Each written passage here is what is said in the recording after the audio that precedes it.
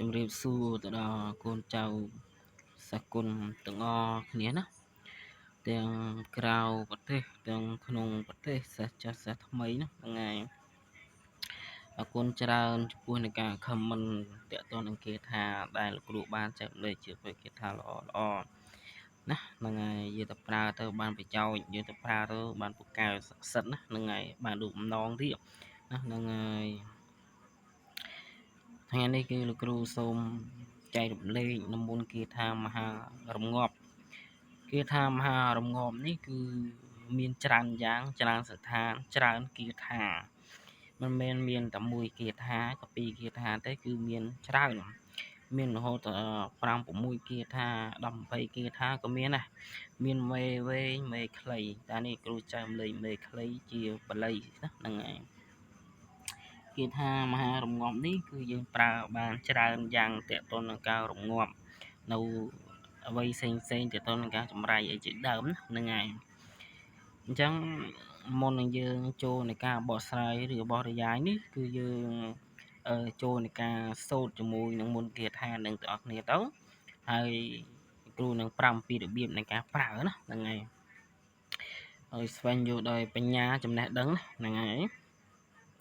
ចឹងមុននឹងយើងចាប់ផ្ដើមសូត្រនេះគឺយើងត្រូវតែតាំងនមោ3ចប់មកណាហ្នឹងហើយរួចជាការតាំងនមោហើយគឺយើងសូត្រតែហ្មងទៅ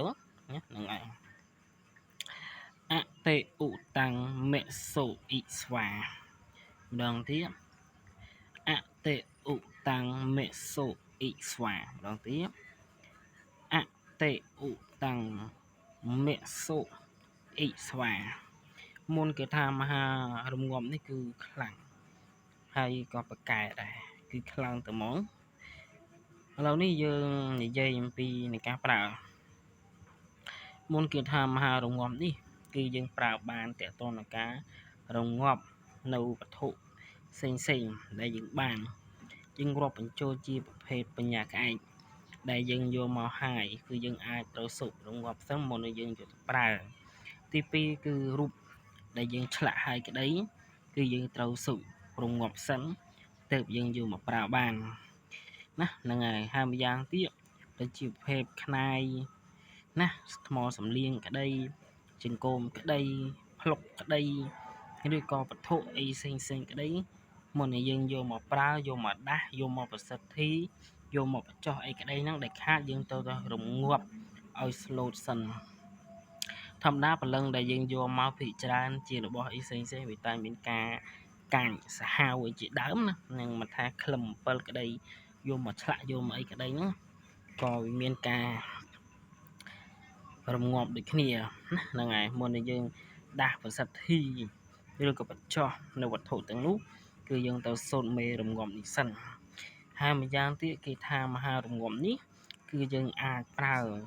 សូត្ររងាប់ចង្រៃនៅក្នុងផ្ទះក្នុងសម្បែងរបស់យើងបានហើយយើងអាចធ្វើជាប្រភេទទឹកមុន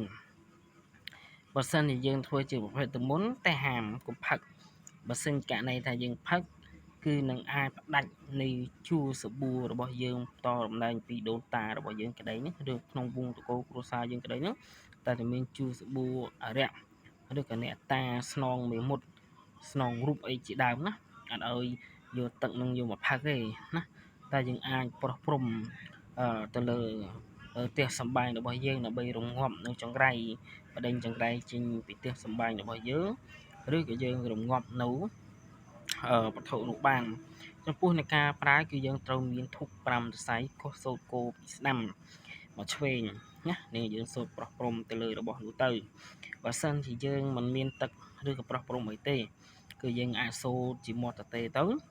ហើយយើងផ្លុំទៅលើរបស់នោះទៅណាហ្នឹងហើយតែបើសិនជាយើងមានទឹកក៏រត់តែល្អដែរតែបើសិនជាយើងសូត្រប្រោះព្រំដូចជានៅផ្ទះនៅកន្លែងណាមួយមិនថាគេថានេះក៏អាចសូត្ររងាប់ខ្មោចបានដែរណាហ្នឹងហើយឬក៏យើងអាចសូត្ររងាប់នៅកន្លែងណាដែលសម្បូរមនុស្សស្លាប់ច្រើនក្តីគេហៅថាជើងកប់ក្តីហ្នឹងគឺយើងអាចសូត្ររងាប់កន្លែងនោះបានកុំឲ្យលាប់បន្លាចជាដើមណាហ្នឹងហើយហើយម្យ៉ាងទៀតកន្លែងណាដែលយើង ល្បីល្បាញថាកន្លែងនេះមានខ្មុតលងមានអីអ្នកភូមិអ្នកស្រុកនៅមិនសឹកនៅមិនស្រួលអញ្ចឹងក៏យើងអាចយកគាថាហ្នឹងទៅសូត្ររងាប់បានដូចគ្នាពិសេសគឺយើងអាចសូត្ររងាប់នៅខ្មោចព្រាយវិស័យបានគាថាហ្នឹងប្រកែណាតែលោកគ្រូសូមផ្ដាំថាកុំសូត្រហើយកុំយកទឹកយកមកផឹកកាលណាដែលយកទឹកនឹងមកផឹកគឺយើងផ្ដាច់នៃជូរសាប៊ូអរៈ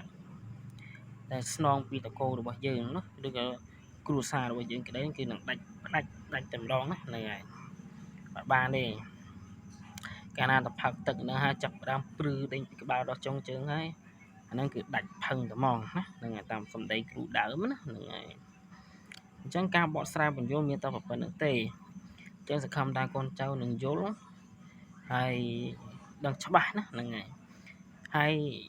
កូនចៅឆ្ងល់ទៅហើយអាចសួរថែមទៀតតែគេថានឹងប្រើរងាប់ខាងអ្វីបានទៀតអាចខមមិនសួរបានណាលោកគ្រូនឹងរៀបរៀងការឆ្លើយតប5ព្រោះនេះគឺលោកគ្រូរៀបរាប់ត្រួសតើតើនឹងចំណុចសំខាន់ហ្នឹងហើយអញ្ចឹងវីដេអូលោកគ្រូមានតែប៉ុណ្្នឹងទេកូនចៅឆ្ងល់សួរបានហ្នឹងហើយជូនពរបានសុខចម្រើនដល់អ្នកគ្នាណាហ្នឹងហើយ